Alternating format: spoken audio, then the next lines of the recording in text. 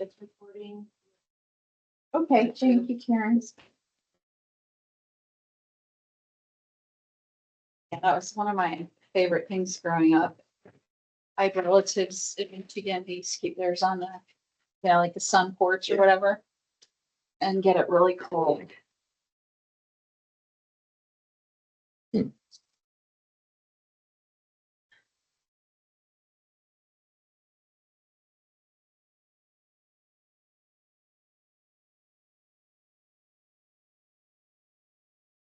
Not as bad a day as it has been. No. Last couple of days have been wicked. Yeah, they have. Jeez. Yesterday was the first improvement in a while.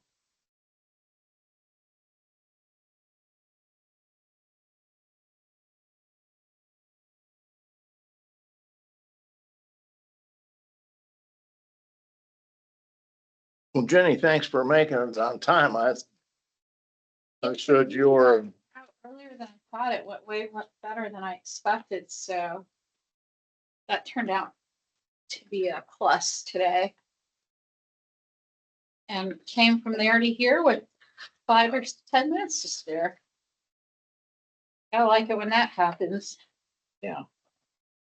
Did you have to drive anymore?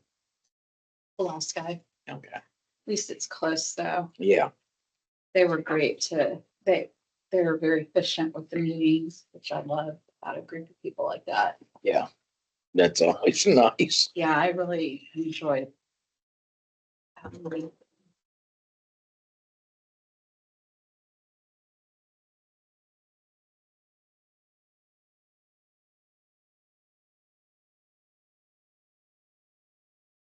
Being recorded as we speak Sure. of our trivia.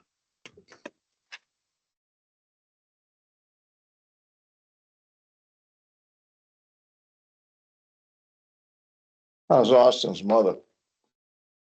Good. I haven't, this is the first time I'm actually hearing about it.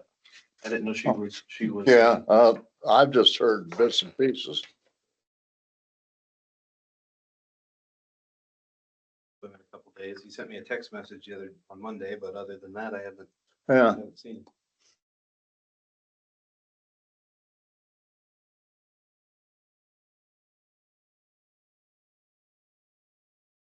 He makes this breakfast casserole though, it's out of this world. oh, really? Oh, yeah. Huh. Every fall break during the football season, we would have a team breakfast and she would bring it in and it's got everything you want in a casserole. So I hope she's doing good. Well, I don't know. As I said, everything I know is secondhand, but they apparently helicopter out. Oh. Like I said, this is the first I heard of it. Yeah. I was wondering why he wasn't at school.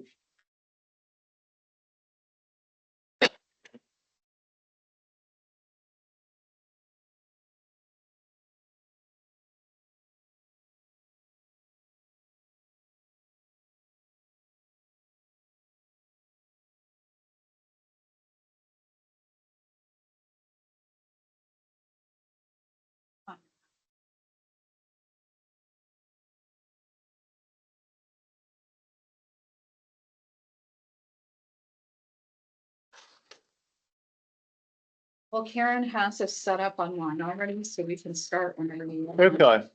Do you want me to take notes, Bill, since we don't have a clerk here? Yeah, do you mind doing that, Jenny? No, I don't mind. I guess this has been recorded. Yes. Yeah. Okay, this work session's being recorded. Your participation is your consent to be recorded and rebroadcast on the Culver YouTube channel. Okay, this was kind of Kevin's and my idea. I took it from a suggestion that Kevin had. And what he had suggested was that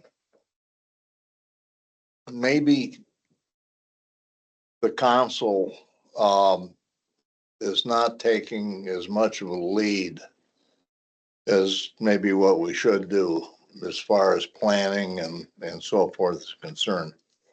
And that's not something that's critical about Kevin or Karen.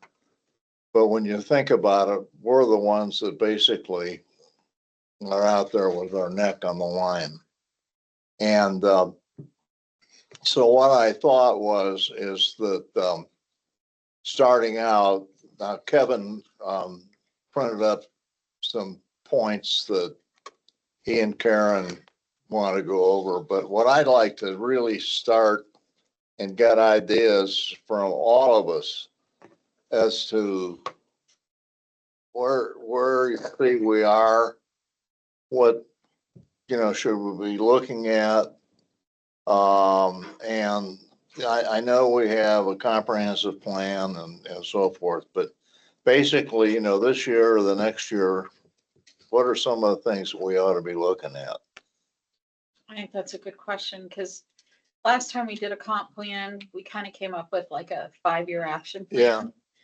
And the CRC's kind of been looking at the comp plan in terms of how they do their investments. And one of the things we've talked about there, a lot of what came out of the comp planning process was a desire from residents and businesses to improve the situation on Main Street. Yeah. Post-COVID, we have empty storefronts. And that it used to be cyclical. You'd see a few empty storefronts and then suddenly they're all full again. We saw some empty after COVID that still aren't full again. And there are different situations going on there, right? In some cases, there's a property up for sale that for whatever reason, the owner hasn't let it go yet. There may be a property that just emptied. You have the Academy Museum that's not been open for a couple of years now. Right. And that's a concern for the current merchants and anyone who would want to open a storefront on Main Street. Yeah. It's a concern too for us to have a bleak looking couple of blocks of Main Street. So one of the ideas we talked about, Bill, at CRC that I think applies to getting support from the town in general in terms of comp planning is, what do we do between Papa's or Park and Shop? You can go further north or all the way to the liquor store corner, from that end of town to the south end, where we now own what used to be Pinder's and Evil Check, right? If you walked that stretch as a resident, as a visitor, as a business owner, as an elected official, whatever the case may be, what would we as a community envision needs to happen along that route, bare minimum, whether it's road, building, economic development, park, lots of the gems of the community are along that particular stretch. And it's also got a stretch or two in there. We have some challenges with empty storefronts. And I think if we said we need some focus on that, we've been pretty focused on housing because of what came out of the last comp plan and our stellar plan, which basically said we need more year-round residents. We need to increase the lost population we've had of full-time year-round residents. We've been working on that. And I don't know that we need to, we've got a huge development coming online. I'm not sure we need a bunch of more housing, right? And before that housing, we got apartments and we got some low income housing put in that was in high demand for 20 years here. So to me, we've worked on the housing factor and we need to work on supporting our small businesses and our Main Street, and maybe also creating new gems like our park. So that and to me, there's 2 buildings right there on that stretch that could be gems: the movie theater, the bank. So if all we did was look at that one stretch and that one route from the perspective of the people in this community, what would we want for that and dream for that? We know from the comp plan, it's a concern of our citizens. And you know, our partners like academy population, business population, that rose to the top was our Main Street. It was in the top two concerns, I think.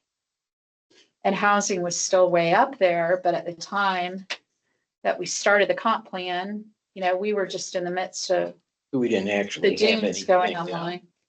you know, lined up there. Right. I mean, when we first started the comp plan, I think we were actually looking for property to put housing on. And a developer, at least we were through Stellar. And we had struggles with that until Wade McGee decided he wanted to do that with his land.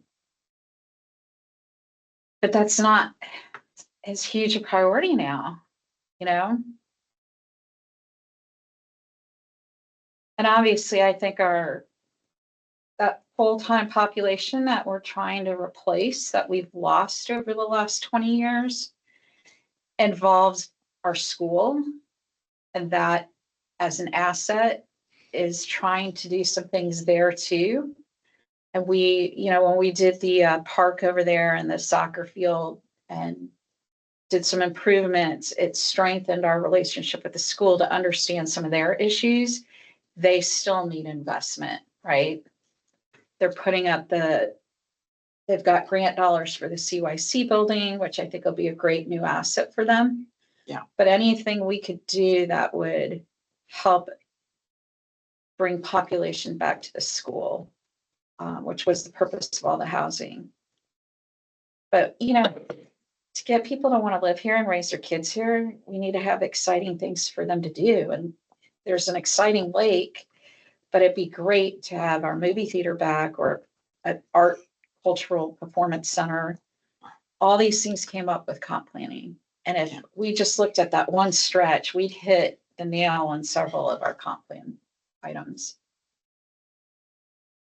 Well, even some of the buildings that aren't, you know, that have been remodeled and, you know, the art building that is across from the library, Mm-hmm. you know, isn't open right now. Mm-hmm. And Yeah, the art gallery that art Nowak gallery, had. yeah. Yeah. And, you know, Bennett's is still sitting there. There's a Basically- lot of empty storefronts. Basically empty. There's too many.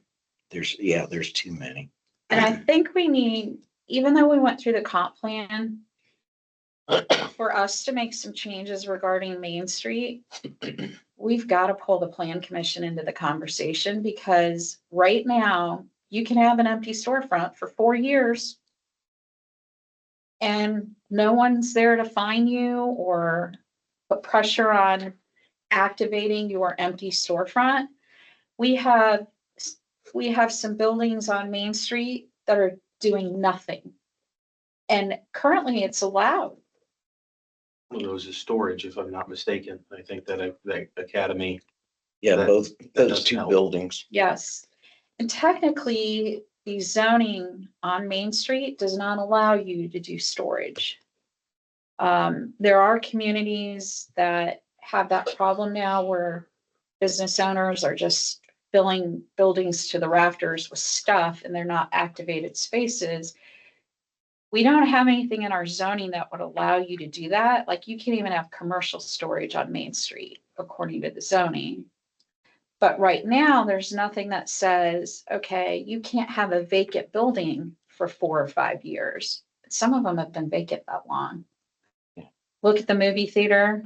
It's been vacant 9 or 10 years. Now, at least we know something's getting activated there, and that's wonderful. Maybe that's part of our own plan, is how do we support that initiative? But we've had some of these storefronts, you know, and I know one of them that's been up for sale for a while, they've had multiple offers and they've not sold it. So what are you doing with it aside from leaving it vacant? Yeah. You know, you know, from a owner's standpoint, saying that you can't allow it to be empty for more than X number of years. would put the owner in a bad position where, I know my dad tried to sell his business for several years and was, he was partially successful, but the people that had put in offers and put down money, earnest money. I mean, one died. Can't exactly ask his estate to buy it. Mhm. Another one had a heart attack and, and so, I mean, Dad kept it open, but so it wasn't an empty building, but, you can't force somebody to sell if nobody's wanting to buy. Now, if somebody's wanting to buy, you might be able to say, hey, sell it for a reasonable price. And if Mhm. 5 people have offered you X number of dollars, then I think Yeah. I'm suggesting more like a vacant building, yeah. policy tied into our zoning Mhm. that follows statute on some level, because there's statute for vacant buildings. Because a lot of them end up becoming blight if you don't have that in place. Right. Now, did the business the bakery that was there before the academy moved in, did the academy still own that building while they were there, or did they purchase it from the? The academy still owned it. Okay. Yeah. So they're open to at least renting that out to leasing that to somebody that wants to put a business there. They were at one point. Possibly. We did talk to them, Troy. I had approached him because at one point there was some interest with the potentially having the visitor center, and at the time Marshall County Tourism was looking for a brick and mortar. And there was the thought that, well, what if Marshall County Tourism and the visitor center could occupy space on our main street, and also maybe create a situation where they could do a pop-up business if they wanted, or incubate an entrepreneur for X amount of time, because that building had 2 sides to it. So we were thinking, oh, you could have visitor center tourism on one side and then potentially invest enough that you could have a pop-up business or let an entrepreneur test out on Main Street, right? So we talked to them and they wanted to make sure they knew whether that, that building had been purchased or donated, because sometimes there's some things tied to that over there, if the donor had a stipulation on it. And I think though that they knew the building had some issues with it needing major renovation type of work for safety reasons. So they were looking into that on their end, but nothing has come of that since Hey, then. Dana. I apologize. And that was about 2 years ago. Good. And then the museum, I think, closed Welcome. maybe around the same Good to time. see you. Karen and Kevin won't be in this meeting, but we're still recorded and online. So I think the museum it's like closed around the time I became town manager. So we're talking 4 or 5 years ago. If I remember right, it was Yeah. closing right before COVID because I volunteered to do inventory. And then maybe a month later, it shut down. COVID hit, so around end of 2019. And now they're currently housed right next to my classroom at the school. Yeah. So about 5 years ago then, really. And I never maybe discussed this. I never understood it. I think The they reasoning had behind that. difficulty getting someone who would work weekends there, and they had difficulty staffing it, is what they told us. Who tours it? Who goes in there to In the museum, even? look I at don't know. No, it's not open to the public. It hasn't been in ages. Now it's just storage. They have a couple rooms at the school. At one time, I've seen Jeff Kenny down there. Not There's recently. an but office there, I think, that sometimes he works out of, because they have archived materials Yeah. there, We've got, like photos are archived. So it wouldn't have been better to keep it open part-time rather than have it closed full-time? This was my reasoning. I always thought. Yeah, What purpose? so the merchants would have liked that just because they do bring some good foot traffic to Main Street. 'Cause people will go in there, look at the stuff and buy merchandise. So I think for 1 year, they opened it just like alumni weekend, maybe parent weekends. But I was telling them earlier, before you got here, Dana, that we don't have nothing on our Main Street is zoned to allow a building to be storage. So there could be misuse of buildings at this point. But we also have vacant buildings, which we don't have a vacant building ordinance. There is state code on that we could easily, Jeanette Cerisi was going to create that ordinance for us when we created the Unsafe Buildings Committee. And it just never got done. It was going to be like the next thing she worked on, but we also knew once she became judge that was not going to happen because she couldn't. But we could have Sean or someone draft an ordinance for that because it's really hurting us. To allow buildings to be vacant 4 or 5 years. There's a couple of them that went up for sale long before COVID. I think I was confused. I was thinking about the bank and the Uh-huh. Historical Society Museum. Oh, I thought you were talking Oh, okay. That is what. No, we're talking the Academy Museum. Academy Museum. That was what I was talking about. I'm Okay. sorry. Yeah. I think Jenny and I were on two. That one different- closed as well, and you're right, Yeah. they're in part of the school now. And I think it was because there was so much mold and issues in that building. Okay, that was it. Never heard that from, you said it, never Yeah. could figure out the reason. Yeah, I think because like Melva used to work there and it was affecting her health. She was still working there until they moved. But Mhm. it was a neat place where they had things stored, and I enjoyed going into the bottom part. And Yeah, it kind of was disappointed to really see it. cool stuff. They put some money into it too. Yeah. So right now, there's 4 or 5 empty storefronts downtown, correct? I think at least, yeah. And the barber shop is one of the barber shops, Angie's, that's no longer. Right, she's moved to Lafayette. Yeah. And the people who worked there are now in different locations, I believe.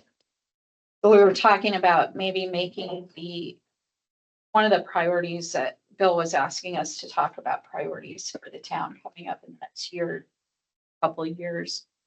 And we were talking about, well, what if you took a look at, say, from Park and Shop or the liquor store corner, one end of town, through the business districts to the south end, all the way to what used to be Pinder's. That one stretch of focus, it was one of the things that rose to the top for the comp plan was Main Street, basically, and small businesses in Culver. And like, what if you could dream the big dream for that stretch in Culver? So like the movie theater would get activated, maybe the bank would get activated. The Academy Museum would not just sit empty or locked up. You know, like what can we do as a council to bring back Main Street in that sense? It's crazy how many businesses we have in town. And I ran through town 2 weeks ago. I'm talking on 10 too. Uh-huh. I even went home and told Joni, I said, guess how many businesses there are in Culver? And she was about 20 off. Really? You don't realize there are a lot of How many were there? them. I thought they were 46 or 48. She thought they were like Actual 20. businesses, yeah. Uh-huh. And you brought up a point, Jenny. What do you envision that Main Street to be? And you said earlier, we want people to come here and raise their family here. We have to have things for them to do, places for them to go. And if you look at our Main Street now, outside of occasional shopping and eating, there's none of those things. So I love your idea of kind of starting the clock on that group of businesses to say, or those owners to say, hey, let's do something, whether it's no more storage. What can we do to help you facilitate the sale of this? Mhm. How can we, And it could be that the town, the CRC may need to invest. Like maybe we're purchasing one of those buildings and then doing a low rent lease for X amount of time. And if we created like right now, we have a facade program, which is great for our businesses because we kind of expanded that. That allows that even a building can do a new roof now on facade. With aging buildings, that's great because a lot of facade programs don't allow anything but the facade. And we do sidewalk, cement, facade, roofs, et cetera.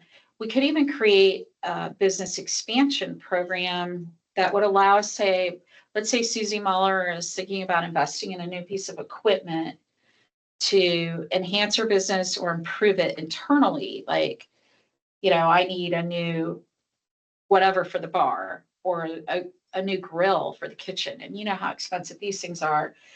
We could create programs too that would allow our current businesses and any new business to use funds that are internal to the business and not just the facade thing, right?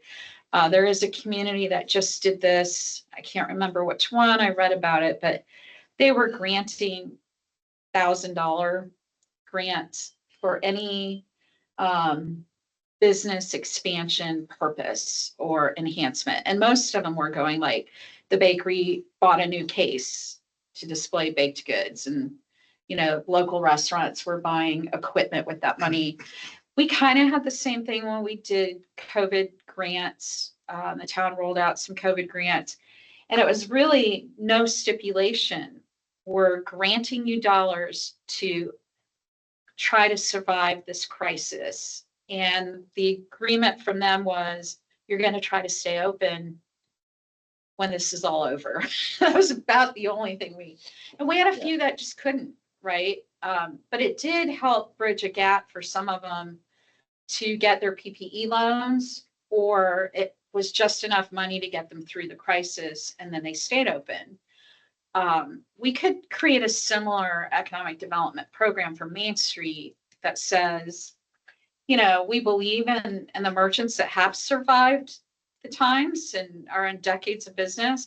Many of them do take advantage of the facade grant, Papa's, the root beer stand, Lake House Grill, Cafe Max. Several of the restaurants have done investment in their buildings.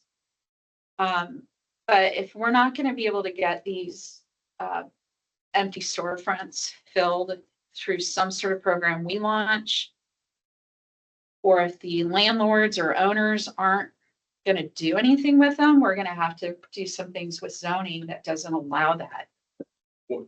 So we could do something with zoning, but we could also do something that says, maybe the town is going to have to make some investment too. I don't know what that looks like.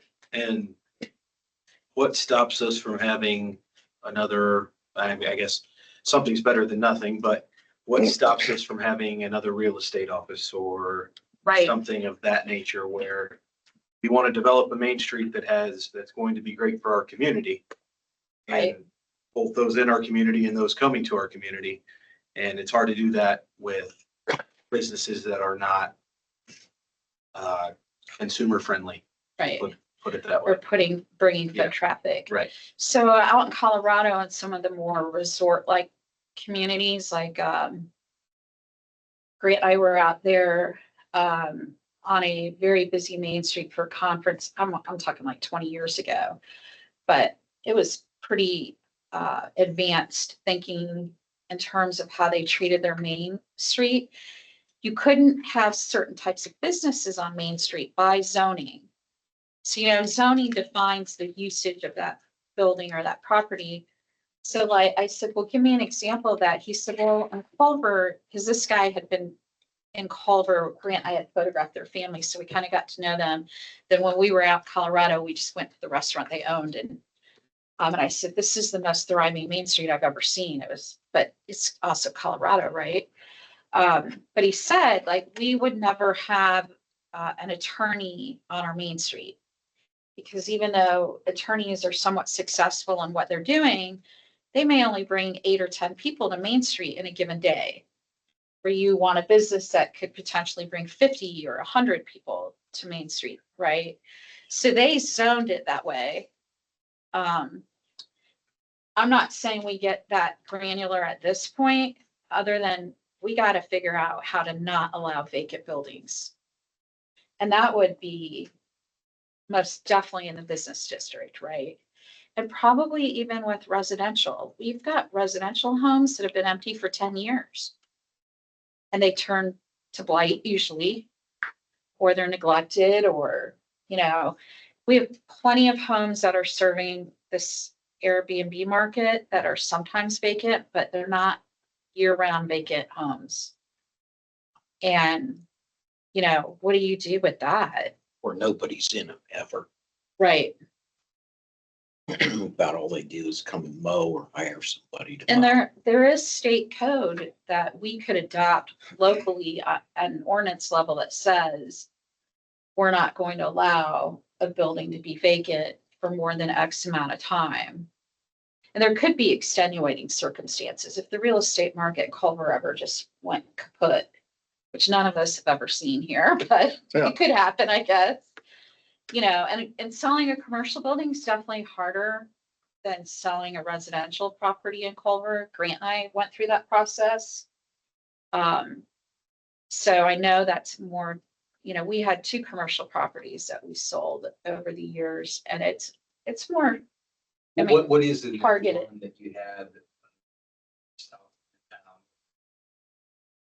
What Yeah, is it? that- What is that now? below is real estate through Mandy Campbell, and above is apartment. Kind of like what it was when Grant and I were in there. And then what would a commercial, what would the empty storefronts, what would it go for? They're all pretty much the same. Yeah, I think you'd probably have to do a market analysis because it depends on the condition of the building. Yeah. Some of those properties that have been vacant have had offers that were just turned down. You got like over $1 million? Mhm. Mhm. So if CRC or the town said, we're interested in purchasing 2 downtown empty storefronts, right? The town wouldn't have to get multiple appraisals, at least 2, probably likely 3. And then you can't offer more than the average of that property. Yeah. Appraisals. CRC has more flexibility. The state law doesn't limit you so much. Like you still do appraisals to get an idea of the value of that property, and then you decide what's our offer here. And if we're using your taxpayer dollars, we're limited on what we can pay for that property. CRC doesn't have a strict, although most CRCs are only going to go as high as the highest appraisal. They're not interested in paying twice what something's worth. Yeah. But that would be a possibility as well, that some towns, that's what they do. Their redevelopment will step in and purchase something, sometimes put money into renovating it or getting it functional, and then, trying to incubate an entrepreneur or whatever qualifies that you want to put in there. You get more control over what goes in there. So right now it could sell to anyone and they could have any business in it so long as it's commercial. That's why I asked, because what worries me, you alluded to earlier with the homes, is how many we're trying to build that permanent residency. How many of those homes that we're building and things of that nature are going to end up being not permanent residency? And so that, that's not something we can control necessarily. So you've given us an answer, so I don't want to feel like I'm beating a dead horse here, but just, we have to determine what do we want here? What's going to be best, collaboratively to support not only the other businesses that are there, but bring, businesses that, coincide with each other in. And then from that point, we build a Main Street, and my wife has talked about it a million times. We have 2 kids and soon to have 4. And it's really hard with the 2-year-old when they're locked up, for the quarter of the year to say, let's go do something. Well, okay, now we got to go to Plymouth and maybe even further than that. And so not Yeah. necessarily saying let's do something with kids, but, just things to Yeah. do, I think. Experience. Yeah. And I think Culver has great potential for that because we already have an economy that kind of is derived on how do you experience community? You experience the lake life, the park, et cetera. The more of that you can offer, obviously, in our type of economic bubble, I guess is what we are. I don't know the magic answer of what type of businesses go in, but I'd love for us to engage with experts on it and especially engage with the merchants. Because they deserve to have a voice in some of the ways we try to, I mean, we're stewarding investment on some level, whether it's redevelopment or council or both, because technically you have two council members on redevelopment. It's really the town, right? Yeah. You know, I think you brought up some excellent points, and I have been thinking about a couple of things that might be adjunct to that. I like the idea, personally, I like the idea of a market analysis. And, you know, I don't know whether that's something the town could look at to do that. The second thing is that what if we started looking again at tax abatements for new businesses? Or at least we put together a list of what would be available to a new business Yeah, and potentially develop a new program as well. Because like right now, we can say to a new business, there's a potential for abatement, right? Which is usually a bigger industry business, but let's say a new entrepreneur or a retail merchant or someone wanting to open on Main Street new. Okay, there's this facade money. What else have you got? Like that would entice me to want to open a business. If we potentially owned one or two buildings and said, we'll let you incubate your business for X amount of time. Yeah, I used to think about it as if we had a pitch night and, 10 entrepreneurs came in and pitched their idea and the winner gets this space on Main Street for 6 months and they get a facade grant and they get certain. And then I was like, are you going to get serious people in that scenario? Instead, if we were promoting what we offer to an entrepreneur or a retail merchant or a good idea, here's all the things that we offer. We don't really do that now. Like there are current businesses that don't realize they can use facade money, Some of them have definitely caught on and they're using that. And there might be a new program we need to do too. Like, do you want to expand your business or have a new offering that this program would support? It might incentivize an owner to invest because they're already taking the risk as a business owner.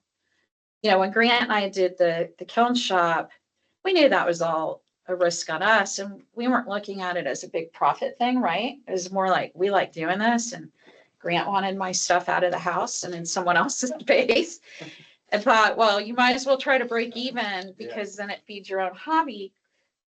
But you are taking a huge risk to buy inventory and open a storefront, and then you got to find staffing. And I don't want to give up my full-time job for that. I thought the same thing. Buildings, I would love to open up an outdoor sporting goods with an adventure side. We have trips planned and you have, outdoor clothing apparel and fishing gear and hunting equipment and kayaks, and some buy donuts from the donut shop and sell. I mean, that'd be really great foot traffic and a lot of fun, but I'm not gonna do that. It'd be great. I think it'd be a great thing for Culver. I mean, we attract those kind of people now anyway, but. Would you work for free? I thought you were gonna ask me if I would go to your sporting goods store. Absolutely, until you said free. Will the donuts be free, Dan? That's Well, now, one of the things CRC is talking about is let's have a plan for Main Street, right? Let's have some sort of plan that says you know, we want to accomplish these goals on Main Street and then try to figure out how to implement that plan. Right. And then there's probably even some things that I feel like we could be cherry picking. Kevin mentioned one was Susie Mahler's asked us for street signs for a long time. Because we went to this, years ago, we had a contest for designing street signs because we were replacing a bunch. And we had like the summer one, the winter one, and the holiday one, et cetera, right? And it was great because we got all these great designs and we picked winners and we hang those. And you guys have seen Talking them. about the flags. Yeah. But the merchants would like something more consistent to really define the commercial area for them. So if you're an outsider to town, you know, you see the signs that kind of lead you to Main Street, right? Or to these shops and restaurants. Because it is kind of in Culver spread out. You might think our commercial areas at north end of town with the weird, Into the park. the dollar store, et cetera, right? Yeah. I call it the weird commercial area. I don't know what to call it, but, and then you have the, you know, uptown and downtown that kind of connect with the corner. You know, there's not much electricity on that street to have a festival. So if you've ever been involved in these festivals, they're a nightmare. And you want live music and cool stuff to happen. It's kind of painful right now. Bob added some electricity on Main Street, but there's like certain things we could probably do now that wouldn't be hugely costly, like the street signs, electricity, you know, that would go a long way with the merchants. And there might be other things that they can tell us. You know, you need this kind of program, or I know people interested in opening a business, but they don't want to take the risk, or. Well, I think one of the problems too is that the people downtown on Main Street feel that there's a disconnect between Main Street and what's up. You know, their complaint is that people go as far as the lake house and then they don't think about what's down here. So Yeah. how do you connect this to get Yeah. people to? And I would say Susie's right about signage for one.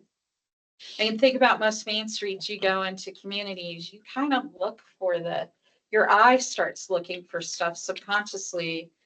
And those street banners are one of the things I look for now. I also look for lamp posts because most main streets have these lamp posts. We did that at one point. We added some lamp posts through CRC.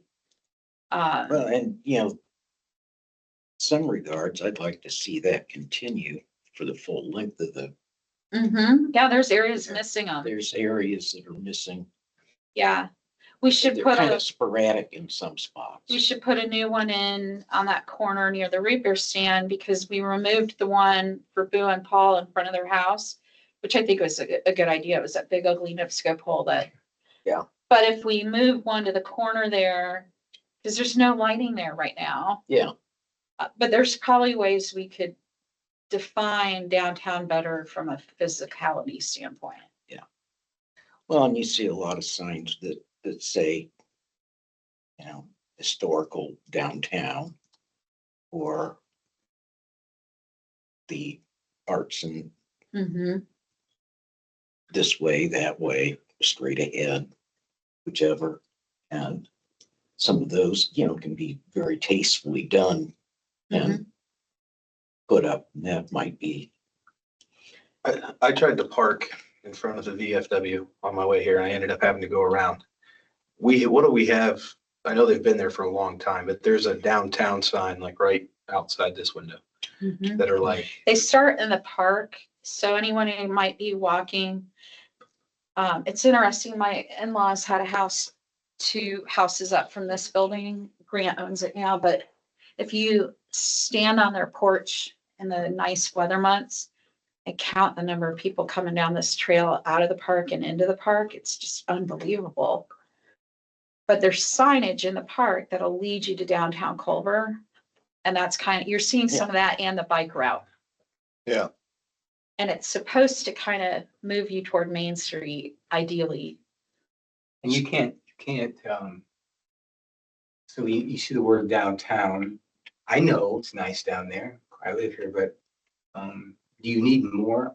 Do you need more description, like restaurants, shopping? I mean, Yeah. even gift shops. gift shops, I mean, just Whatever's there, restaurants, gift shops. downtown doesn't, to me, Uh, entice me to go you know. down and see what that means, but. If the art gallery were to reopen, art gallery. Yeah. Well, that's the thing right now. There's so many closed things that it's almost unfair to the merchants that are there. Cause like, we're trying to do business down here, and when people come down and it's like, oh, the museum's not open. Oh, there's an empty one, and they start counting the empty. Argus used to look that way. Do you guys remember that about Yeah, 5-6 yeah. years ago? And they have really brought back Main Street to some degree and done some work on their Main Street. And that's what worries me a little bit about relying so much on the opinion of our merchants. Because if I owned a restaurant downtown, I don't know if I'd want another restaurant downtown. And I know Argus, they have 3 or 4 of restaurants downtown. And I know for a long time, I've heard people say, we have a lot of great restaurants, but we don't have our mom and pop or greasy spoon, other than the summertime. Or our coffee shop. We have a coffee shop, but our place where kind of reminds me of what you're talking about with your outdoor store, where the old men sit and talk about the weather and those types of things. Obviously, a lot of people used to do that at the gas station, but I don't know if they do anymore. Bill, that's your place, gas station. But Gas station area. Yeah, Uh-huh. I think a good combination of merchant input, citizen input, and study. Yeah, we would be- actually have some data. Like we studied also what the remote workforce, when they were here, what would convert you to not being remote, but living here. And we asked that question, and a lot of them said you need more diverse merchant offerings. Some were like even more restaurants, and specifically Thai, Asian Yeah. food, etc. yeah, It was kind of interesting because some people got very specific and others were more like the broad, more things to do. And then Greg Hildebrand collected some data too with the folks out of South Bend, the small business, I forget what they're called. Yeah. Small. I mean, we've started down the road. We just need it to be a priority. And I would make the same case for a new town hall being a priority. Because in my 18 years here, I've never gotten around to it. And it's looked like this since I started 18 years ago, probably 20 years before that. yeah. And there's a space issue here. And to me, it's a morale issue. I remember those signs when I was a little boy playing t-ball for the fire station. They had a big picture in there with so yeah, it's been a long time. Yeah. If I have a couple other 2 things I wanted to bring up since we were talking about our Yeah. priorities, if it's okay with everybody. Mhm, go The ahead. first one, Kevin and I talked a little bit about, and this kind of ties into the street banners. Relationship between the kids and in town and the town itself. And we have I call it an identity crisis, which is probably an over exaggerated term for what it really is, but where a lot of our students, especially middle high school age students, don't feel that there's a place for them outside of the summertime playing ball on the basketball court. Basketball court, yeah. And this led Kevin and I down a path to talk about a program for students in which we could educate some of our students about local government, both town, county, township government, and have a series of projects for them to do that kind of culminates with one big project. And I brought up the idea of those, maybe design the street pole banners as a group. And I talked with Kevin and I said I would bring it up today. Work on the beach lodge first floor space that was supposed to evolve into like a teen gathering place because the teens came and presented. They never followed through, but like CRC actually agreed to fund furnishing it. They wanted a place where they could go do homework. So what happened? I don't know. I honestly don't. I think part of it is the two kids are really driving it, graduated. Yeah. Yeah. And we kind of talked too a little bit about with that same group of kids, they were kind of helping us with comp planning and stellar planning. We talked about the idea of an internship program starting municipal wide. Like we do an intern at the park. We then added a senior level position. Like we've got a nice hierarchy in our park department that would allow a student to grow with it. Amber was a perfect example. She was probably the first one. She started as a lifeguard. She interned. She went through the whole hierarchy of positions and eventually she became the park superintendent. And interestingly enough, right? So it kind of showed, wow, this really works. We created a career path for kids. And we ended up with a local kid following the career path. And we have a few others that have kind of stuck in that department as well, like Owen and my thought was like, why not add an intern if we had kids interested to emergency services? And then also maybe the street department. There could be kids who want to, get some training at EMT or as a police, like visually be exposed to that. We have kids right now that are in a vocational program where they go every day to learn how to be a firefighter. Mm-hmm. And you can identify them because they have their fire, I don't Yeah. know what do you call it? Is that through Stark County by chance? Maybe.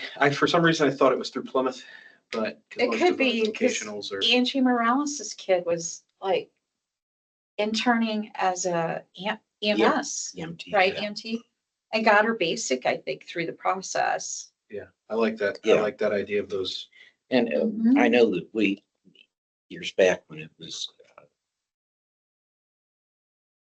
when the EMS was all volunteer, we had, of course, there was more opportunity because we needed volunteers to have the class. Uh-huh. And keep And, building on that. We had a class and we opened it to, um, students at the academy that were going to be 18 by the time they graduated from the class, from the EMT class. Mhm. Because they couldn't practice anything they learned until they were Mhm. certified. You have to be 18.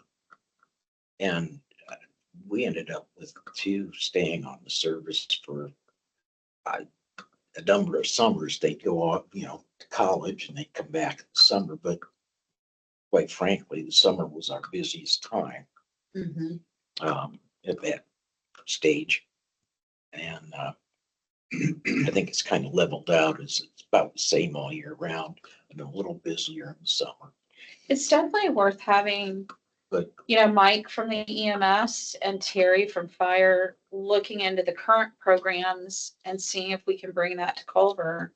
Yeah. Because if we create some internship positions and we support that as a council, and one, we're employing local young people, which helps them build their resume for Mhm. work or college, whichever they end up. But 2, it would set an example for some of the other companies, like maybe the cabinet company decides they're going to provide an internship program We have an or entire, training. sorry. We have an entire work-based learning program where we encourage students to go out. There's like, the state offers it and we have to offer it as part of our curriculum.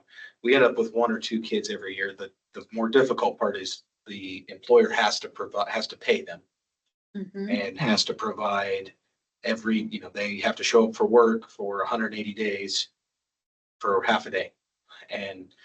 But a lot of places will need people for a couple hours a day, but not for all 4 hours a day. Mhm. Or when I first started teaching, I actually took over that program and it was fun, but we stopped doing it real quick when it was easy when a student's, brother or aunt or uncle owned somewhere where they could go work. Yeah, It was hard to call up businesses and say, hey, would you like an inexperienced 17-year-old to come, Yeah. work in your company? Well, Program stop now, you said? oh no, it's back going again It's back because going. it's that public education system's wonky, but it is back going, and we have a couple kids, I think 2 again in there's programs. a program out of, And then we have our vocational programs on top of that. I wonder if that's what I'm thinking of. I think they come out of South Bend. Is it Work One or no? No, It's a, this the like a TAMCO hires kids through it. Couple of the Argus companies in Bremen have hired young adults or young kids. I'll think of it, and I'll ask Gary, who runs One Marshall County now, I'll ask him the name of it, because he's used it for their company. And I cannot think of the name of it, but I don't believe Culver's ever participated in it. And they actually they get state grant money. They pay the kids to work. They place them at whatever company they're interested in. And a lot of those kids end up working for the company then after they graduate. we have a couple north central Indiana vocational group. There's a Nate's got an acronym. But between Plymouth, Culver, North Judson, and Knox, we offer, there's a pamphlet of programs from graphic design to we have a couple kids in aviation, fire, EMS, auto tech, building trades. That's great. And so I think Kevin and I were thinking mostly about a short-term thing. Yeah. Maybe 6 months long where we meet a couple times, and it's more to introduce kids to local Municipal government. world. Yeah. Let them Uh, understand how we do what we do. And I think it's a great idea. Karen Schumann and I did that year of the stellar plan and comp plan. And the kids came up with a project idea out of it, and they attended a couple of meetings. But I think to make that a regular thing that kids could go, oh, that's a club I can do, or a leadership club. And maybe they come to council meeting. Bourbon for a while did a non-voting student on their council, where the student would sit through council meetings and have input. won't say anything. Mayors have student advisory council. We have 12 of them United Way, Yeah. 12 students. We come to every meeting and then we do other things with them, so they're not just kind of purposeless. It's meaningful for them, and they show up every board meeting and let's know what's going on in their town. You said something earlier about, and since we're on the topic of the school, this was my second thing. You said something earlier about, I'll call it investing with the school and what we do supporting that area. I don't know if any of you guys have been down Main Street or down School Street at 7:00 in the morning, but it is nearly pitch black. And even this morning I was driving to school and I saw a kid, and if he would have been under the street light, I wouldn't have seen him. And I think definitely improving the lighting on Main Street or on School Street, either side of the road. You know what, we can even apply, I believe, for what's called HSIP funds, which are safety related dollars. They did a special call last fall, which really made a lot of counties went after it, because they could scramble pretty quickly compared to like smaller towns, but cities, towns, and counties all qualify for it, and it's any safety related project. So you could even do like a crosswalk as a safety project. HSIP money will come out again in March to April. I'll send you and copy Kevin, because if we could try to get dollars just for lighting a specific unsafe area, and they would love it, probably, that it's a safe route to school area. I mean, Bill, if you drive down there quite Yeah. frequently, I mean, it's I agree with you. I agree with you. even, and the worst part is, going to school hours are dark. Yeah. It's dark most of the And year. they're getting out and it's dark. Yeah. That's a really good point. To maybe we, also have Bob and Kevin assess, are there other areas that need that too? Yeah, and I The know, school would make a lot of sense because you need it lit up, and a lighting could be consistent with what we've done in the commercial district to make it look nice. We've done a good job of lighting Jefferson Street to the Yeah, pattern. I agree with it. Yeah. But that stretch from Jefferson Street to To the the school. school It's very dark. is very dark. as well. And we're getting ready to do sidewalks over there as part of our regional stellar win. So it might be a good idea to add the lights while we're doing that project, because that's going to construction soon. Yeah. We could look at, we need to add 8 or 10 lights or whatever. And with HSIP coming out again, we can apply for that money pretty quickly. And Yeah. that match it's a 90%, 10% match, I believe. So if you needed $100,000 worth of lights, they'll cover 90 grand of it. I better invest in some blackout curtains because that's right next to my house. It's already really bright with the school there. Yeah, it does get lit up on Ohio Street Yeah. pretty good, And School so, Street. right, the school parking lot is the big thing because, they got their security lights all the way around Uh-huh. in the Yeah. school parking lot. And that's what Shines in. shines in. Yeah. Thankfully, Viral, there used to be a street light out on what Cass, I think, runs behind the school. That sound right? Mhm. Cass Street. Viral built his house up, so that blocks that light. So it's pitch black in the bedroom. He's always coming through. I knew I wrote that. Well, I think while we're recommendation for a looking at reason. that, we need to look at the south end of town. You know how we now own the old Pinners building property where we're Yeah. putting in the well. We should look at, what do we want to do with that? Do we just want it, the little building that surrounds the well area, because that's what it's gonna look like? Or do we create a green space or another park space down there? With Collins putting in the dunes on that end of town, No.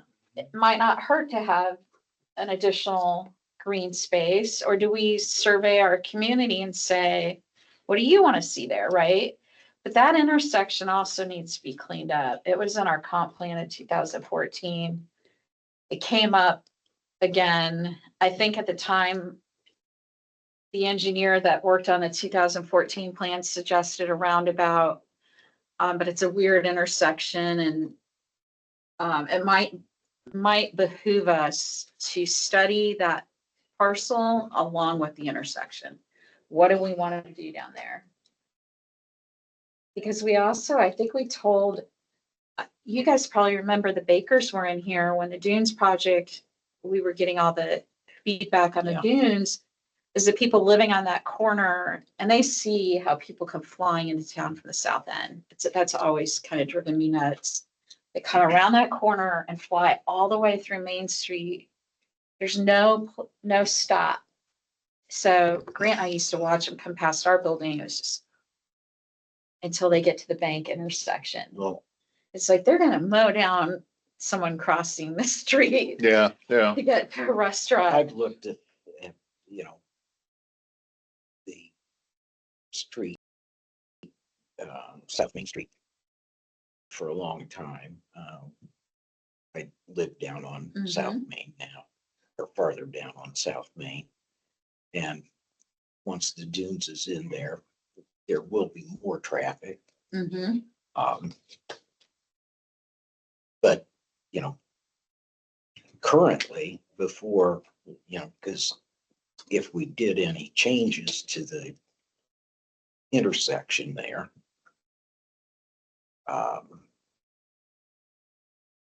that's not gonna happen this summer or next summer. No, I agree, but maybe now we collect data on it. But I would say Yeah. that, yeah, and my recommendation is that they replace the signs there at the street and put up a 10-mile-an-hour speed recommendation under the curve sign, Mhm. because I think some people don't even have a clue that is as tight a curve as it is. Mhm. Yeah, And every time that I take it, 10 is about the right amount of speed to actually make it around both curves Mhm. without running into the oncoming traffic's lane, Mhm. whichever direction you're going. And possibly in the future, lowering the speed limit. I mean, all of Culver is 20 miles an hour. You get to Baker's house on the curve, Mhm. it turns into 30 miles an hour till it makes it to the outlet, and then it goes back to 20 miles an hour. Yeah, Excuse me, but why? Mhm. Why do they make it, say, oh, because generally speaking, if it says 30 people will go up to 38. Mhm. If it says 20, they'll go up to 28. Nationally, people speed somewhere between 7 to 9 miles an hour over the speed limit. Mhm. I like the idea of a temporary fix for speed and stuff. My big concern is we don't end up with that lot looking the way it looks today. I know it's gonna change some with the well. It's starting to look blighty, you know? Is that a potential area? Because we were talking about Main Street. There's not a ton of space. That's one of our few places in town that gives us space to be developed into Potential commercial. potential commercial. I know like somebody, I think, brought up a roundabout. I think simple stop sign there would be, you'd be eating up a lot of that space. Oh, Mhm. you'd get it all up. Oh, for sure. So. Cause you've got to, You'd end up buying. you'd be Baker's into the house. easement Yeah. big time, and yeah, you probably have to acquire. And I don't necessarily think that's the right thing for there anyway, because at least if you put stops there, you slow everything down that's gonna come out of the developed area heading in toward town. And it could be we need a stop sign by the bed and breakfast up there on Main Street, that intersection. Because what they do is they start down, Main Street's pretty wide, and the wider a street is, the faster a car goes. You've probably seen this on School Street. All of a sudden, there's this big wide open road, and people take off. So in the engineering field, we call it give it a road diet, because if you narrow it like Bremen did with their Main Street, it slows vehicles down. Because visually, you just slow down when things feel narrow to you. But we could slow it down with the stop signs there and then put one up by the intersection of Lucretia, the bed and breakfast, what used to be the auto shop, but he does something different there now, but. And I know that's not really a project, it's more of a, let's talk about what we need to do safety wise, but lighting wise, it's pretty dark down there too. When you walk to the cemetery. Yeah. We've got this nice sidewalk That's we why the put speed in. limit's so high down there. Nobody wants to drive slow around that cemetery. yeah. Sally, what's your thoughts? Well, I think we probably need to study that area. But I know that we used to have a lot more traffic coming through town on a regular basis when I was younger. I don't know, they probably don't have records that go back that far to see how many the count really Traffic was. count. Yeah, traffic count. So they did have little rubber strips they put out that you ran over. But the horses in the car. Yeah, the Yeah. horses in the cars, Totally right? different. Yeah. Sorry, Sally. That's okay. Okay. But, we didn't have that many accidents, Yeah, that but- many accidents there, so I think you could do a study, but I wouldn't get too carried away. I'd start simply by sprucing up the stop signs so that you see them and putting up the speed We limit could do some signs. streetscaping down there too. We Yeah, have this and- nice sidewalk on the south end that it's really pretty down there. I mean, I walk it because I go see my dad at the cemetery. I mean, Yeah, but it's pretty dark. And that corner that we now own, now there's a Yeah. real estate office there too, but that lot we own, just, we gotta do something with it. It looks Yeah. terrible. yeah, and maybe,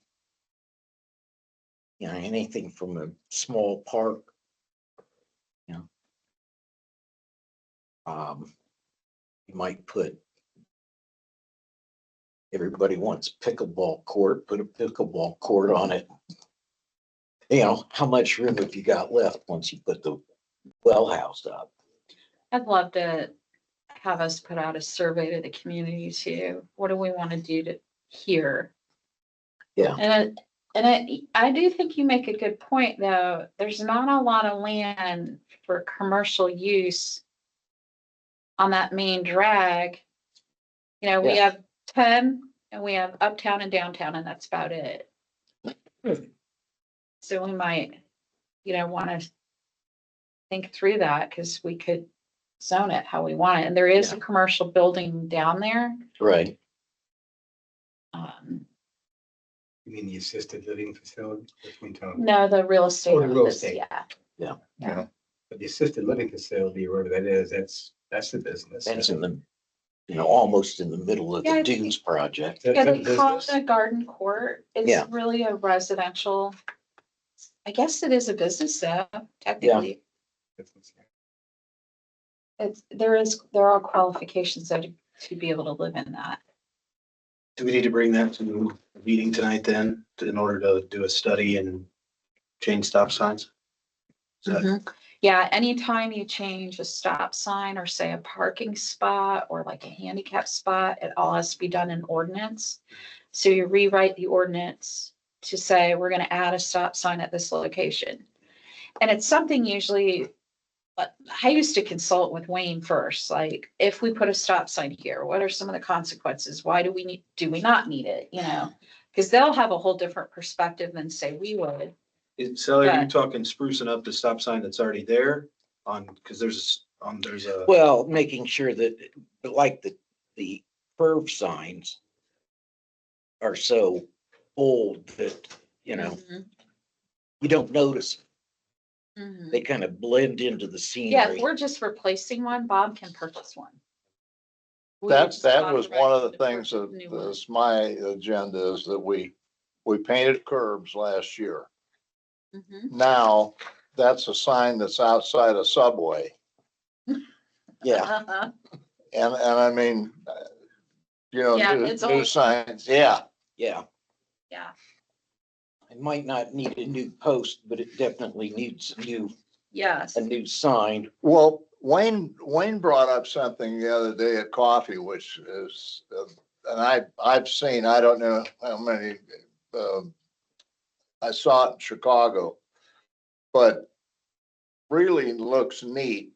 And those are stop signs that are illuminated. Have you seen those? Mm-mm. They have like LED lights around the stop Oh. sign. Oh, I haven't seen that before. I've Yeah. seen something. I've seen some of those I've seen it somewhere. I'm back not in the sure airport. where. Yeah, They sure catch your attention. Yeah, Catch your attention, that's for sure. yeah.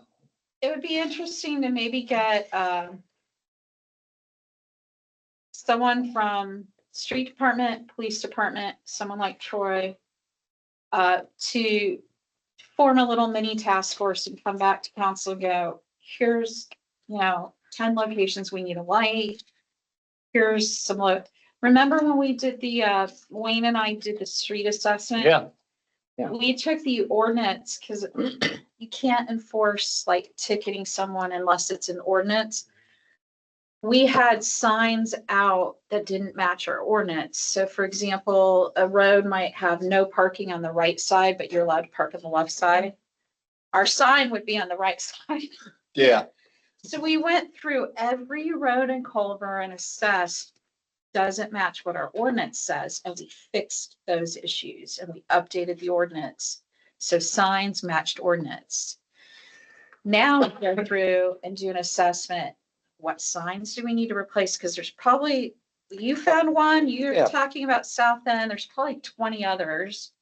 at least, I'm sure. Remember when the walking ladies helped us figure out what sidewalks needed to be replaced first? Because some of Yeah. them were horrendous and others were Which gonna were be trick horrendous 10 hazards. years from now. Yeah, Yeah, but basically get a mini group together, assess the signs, assess the lighting. Cause I don't know that we need to hire some pro to tell us. Do you know what I mean? yeah, And that, trust me, engineering firms get those jobs all the time. And it's like, we know what we need to replace and we're small enough, we can manage it. And then we come back with a, you know, and should those lights look like the ones we have in the commercial area? Or do we need a basic NIPSCO stick a light here? Yeah, And then we can apply for some dollars. If we can get that done in a reasonable amount of time, we can apply for the next HSIP round. Especially if safety is a concern. well, in the areas where kids or adults are walking a lot, it's definitely a safety issue.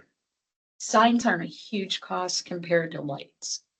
But Yeah, the lighting, I think Troy's school lighting is a safety issue. You could have hit a Yeah. kid, right?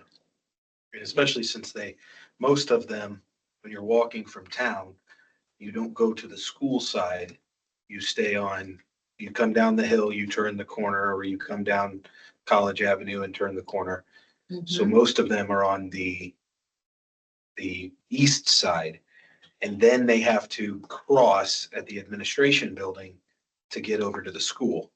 So that intersection, which Needs is to be poorly lit. lit anyway, when it's dark is even worse. And now we have kids not only crossing the street, but traffic coming through there, parents getting kids to and from the elementary. Yeah. And Yeah, I only see it because I can drive. I know we closed that at, I think, 7:30, 7:45. At some point, there's no more north traffic, but we still have everybody coming from the south, or from heading south, and then they loop back around to get back out of town.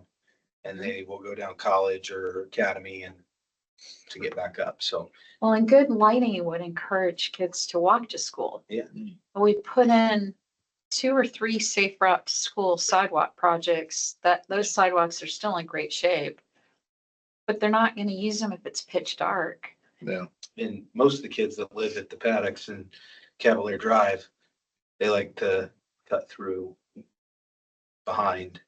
And I know that this was a concern for me. There was I think we need a path there. people that own the property started to put piles of logs there and other things to deter kids from doing that. And of course, they're 14, 15 years old. That's, I think we're supposed to have an easement back there from the developer of the paddock. We need to look into that, because to me, that should be a project we do.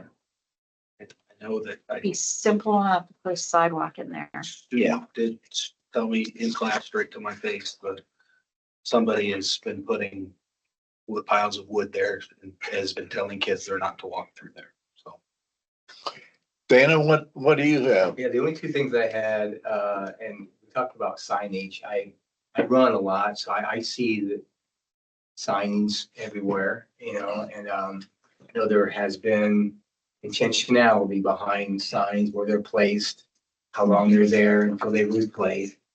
I don't know if those things have changed over the years, but there's a lot of signs in our town. I just noticed them aesthetically, maybe I'm looking at from that perspective. Do we need that many signs? If we do, that's the way it has to be. Yeah, but maybe in some cases we could take some out. Yeah, too. there's just a lot of signs. If you start noticing and looking. So that was one thing. And then the other thing I have is just the movie theater. I know at one time I'd even looked into purchasing that, and it's like, it was just way above my grade. I mean, I had ideas for it, but it was so bad. So I know it's owned still. Is it still in the market? Well, Still- so you missed the meeting last time, but Kurt came Yeah. Yeah. and they are acquiring it through that nonprofit Okay, that Kurt okay, is yeah. part of. It sounds like they're trying to commit to didn't he say starting work on it in June or July? Like that time I don't frame, know if it was starting work on it, but or starting Well, getting fundraising. the, and- Okay, good. Yeah. getting. Well, I think it started to clear probate too. I think that's Yeah. one of the things that's, And it sounded like they wanted to get the roof fixed first and Yeah. foremost, and then. Okay. go from Yeah. there.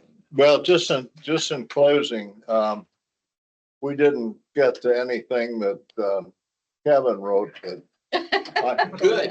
That was the idea. I purposely, Came up with a lot of other work. no, I personally thought this was a good idea, and you know, we all have things to do, but I'd like to have another session and just draw this out. I think we've got some great ideas. And, maybe have another session we can go through and what Kevin and Karen have talked about, but I think we came up with some real good ideas. And, Yeah, and I mean, everything that was listed under water and infrastructure, et cetera, made sense to me. So a lot of this we've talked about, or it came up in comp planning, and Yeah. I felt like the list totally made sense. And then I like the fact that Kevin listed some potential equipment purchases upcoming, and then we've got a much better idea too. It's starting to at least form what's needed in emergency services, et cetera.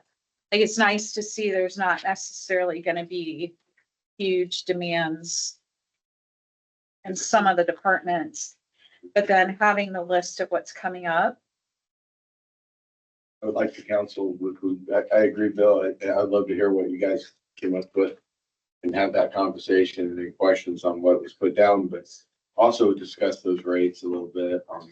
Yeah, Yeah. that was something we never got to, because if you look at the water plant upgrades, the meters, the fact that we did a rate study 2 years ago that showed to pay for some of these projects, we've not done a water rate or sewer increase 9 years now. 18 or 17, Oh, one of the two, I Just think. sooner than I thought, but Well, maybe. it's been a while since we've done one. And even though we did this geo bond that covers some of these projects, I think we're going to have to implement increases that we plan for more in advance incrementally. You know, we can do 3% each year versus, oh, we now need a $25 rate increase. Yeah, I think with so as you guys move forward and think about, there's some things on the sheets, but factoring in, Karen kind of had the question of whether or not we go back to Baker Tilly, or whether or not we need to go back to Baker Tilly. Two things that have developed since the last rate study that weren't factored in. So we're probably going to have, I would say, close to 100 units online within a year out there, pretty close to it, right? And we're going to be getting 225 units in the next 3 years. That's going to obviously defer and offset a necessary rate increase. The other thing too is the geo bond, right? A lot of the capital investment and the improvements that we're going to be financed through rate is now taken care of, but that fund needs to be healthy, so there has to be an increase. But I'd like to hear you guys' thoughts on it. Yeah. That's kind of outlined in there a bit. If you have any questions, just call up and I'll email you. And I think maybe we start with getting the latest version of that study to Troy and Dana, maybe. I don't recall if you saw that yet. It's been a while, It has been. and I don't know that we need to go get another one done. Other than maybe we Yeah, I'm not seeing it. kind of look at the current one again, and maybe we do a separate work session on it, or give them time to digest what that study said. It will get that in their hands. Yeah, it's a fair question though, because we've not responded to that study all this time. And you're right, though, it didn't account for the fact that we've got potential revenue coming in off the new development. Get that for you. Take a look at it. This is going to increase my water pressure, 450 to 600 gallons per minute. Yeah, individually. It's gonna be that Seinfeld episode, which you're kind of young, but it's where Kramer gets hit with the. Oh, yeah, I know what you're talking about. Sean, I'm gonna let you have the honors tonight. We got bit of everything, so. Yeah, your water pressure might be due to the size of the line that feeds your house. Yeah. We did find out we are a talkative group though. That is a good thing. That is a good thing. Definitely.